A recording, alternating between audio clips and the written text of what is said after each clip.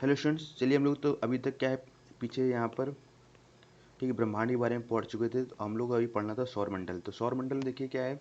सौरमंडल में बेसिकली आपके सूर्य के साथ 8 ग्रह, उनके उपग्रह, कुछ क्षुद्र ग्रह यानी उनको एस्ट्रोलाइट्स बोलते हैं, तथा बड़ी संख्या में धूमकेतु सम्मिलित होते हैं।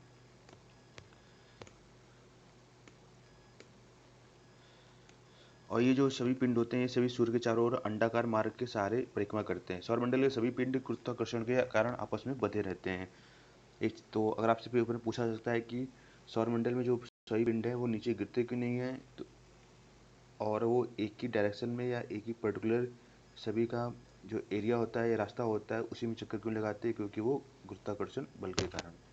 सूर्य के चारों ओर घूमने वाले खगोलीय पिंड को ग्रह कहते हैं, और ग्रह के चारों ओर परिक्रमा करने वाले छोटे आकाशीय पिंड को उपग्रह कहते हैं, सैटेलाइट। ठीक है।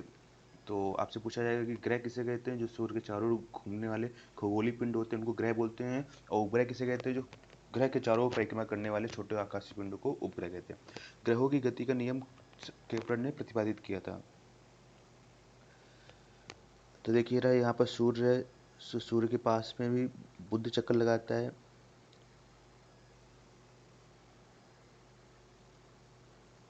फिर शुक्र,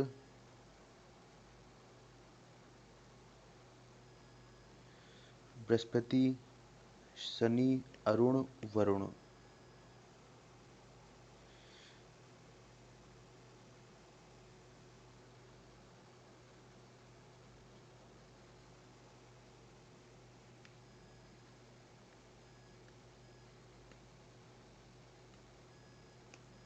सूर्य देखिए क्या है, सूर्य सौरमंडल में सूर्य प्रधान है, क्योंकि सौरमंडल निकाय के द्रव्य का लगभग 99% द्रव्य सूर्य में निहित है।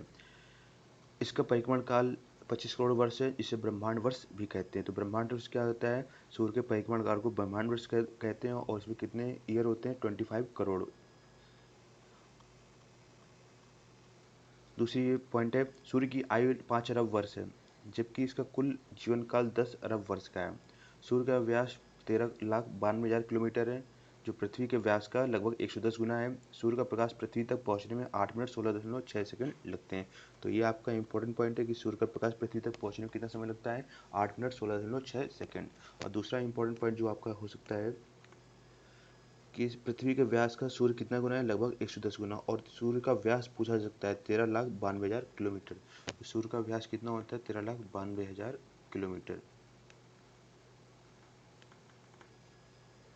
सूर्य अपने अक्ष पर पूर्व से पश्चिम की ओर घूमता है, तो ये भी इंपॉर्टेंट पॉइंट है। तो सूर्य अपने अक्ष पर पूरब से पश्चिम की ओर घूमता है।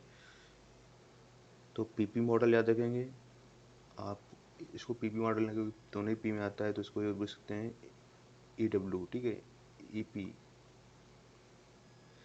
सूर्य गैसीय गोला है, जिसमें 71% हाइड्रोजन, 26.5% हीलियम तथा 2% अन्य भारी तत्व हैं। तो इसमें मेनली क्या पाया जाता है, 71% हाइड्रोजन है, 26.5% हीलियम है, और 2% क्या है, अदर गैसेज है। सूर्य का केंद्रीय भाग कोर कहलाता है, जिसका तापमान 15 मिलियन केल्विन यानी 1.5 इंटू 10 की पावर 7 केल्विन तथा बाहरी सतह का तापमान 6000 डिग्री सेल्सियस है। तो अगर आपसे पूछा सकता है कि कोर क्या कहलाता है, तो सूर्य का जो केंद्रीय भाग होता है, मेन होता है, उसका द्रम ठीक है, वो कोर कहलाता है, और उसका द्रव्यमान सॉरी तापमान कितना होता है, 50 मिलियन मिलियन केल्विन यानी 1.5 इंटू 10 की पावर 7 केल्विन, तथा बाहरी सतह का तापमान 6000 डिग्री सेल्सियस है।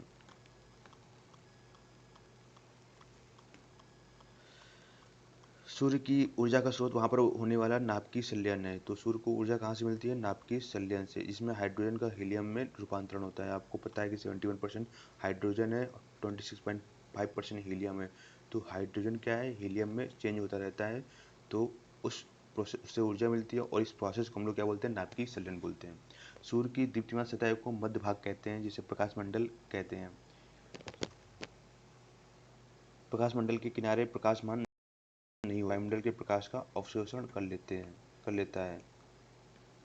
इसे वर्णमंडल कहते हैं, यह लाल रंग का होता है। अगला आता है परिमंडल, कोरोना। कोरोना भाई, परिमंडल के जो सूर्य के बाहर का चारों ओर एक पतला वातावरण दिखता है, उसको बोलते हैं कोरोना, जो पूर्ण सूर्य ग्रहण के समय दिखाई देता है या एक्स किरणें उत्सर्जित करता है। इसे सूर्य का हो सकता है। तो परिमंडल क्या है, सूर्य के चारों ओर पतला वातावरण दिखाई देता है, जो पूर्ण सूर्य ग्रहण के समय दिखाई देता है, तो उसको क्या बोलते हैं, परिमंडल बोलते हैं, और यह एक्स किरणें उत्सर्जित करता है, इसे सूर्य का मुकुट भी कहते हैं। तो आपसे पूछेगा कि एक्स किरणें कौन उत्सर्जित करता है, तो परिमंडल, और सूर्य का मुकुट किसे आता है, तो परिमंडल यानी कोरोना को बोलते हैं।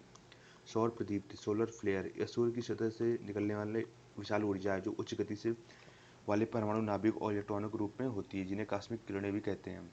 तो सौर प्रदीप क्या है, इस सूर्य की सतह से निकलने वाली विशाल ऊर्जा है जो उच्च गति वाले परमाणु नाभिक और इलेक्ट्रॉनों के रूप में होती है, और इन्हें कॉस्मिक किरणें भी बोलते हैं।